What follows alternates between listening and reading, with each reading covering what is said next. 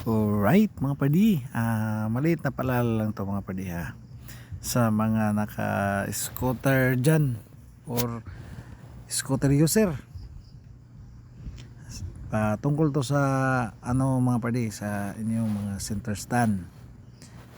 Kagaya nito mga padi, kung sa tingin nyo mga padi, parang tumigas na yung center stand nyo or hindi na gaanong bumalik yung sa pag-center, dapat mga padi ipatanggal nyo na yan, or pwede rin kayo na lang magtanggal kung marunong kayo, tapos lihaan nyo para hindi na umabot pa sa punto na talagang matigas na siya or hindi na matatanggal yung kanyang axle. Kasi halos lahat ng mga scooter mga padi, pag hindi nyo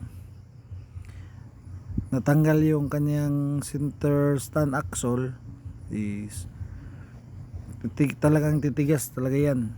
Kaya nga, kung hindi pa gayong gaanong matigas, ipatanggal nyo na mga padi para hindi na kayo umabot sa punto na makagastos kayo ng malaki.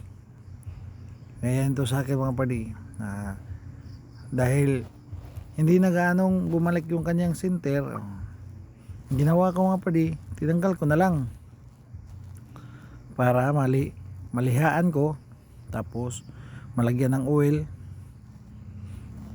para hindi na tayo makagastos mga padi. Yan. Tapos wag na nating paabutin pa na hindi na matatanggal, dahil pag tinanggal nyo yan mga padi na matigas na, may posibilidad na mabasag yung makina nyo.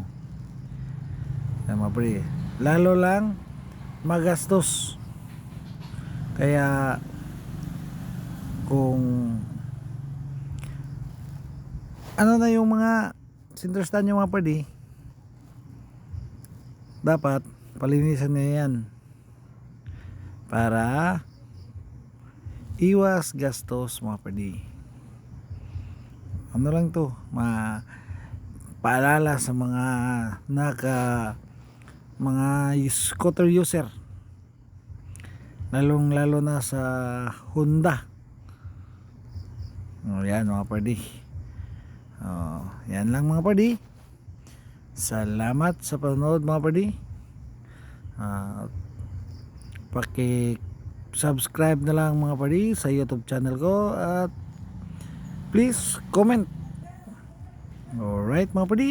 Alright.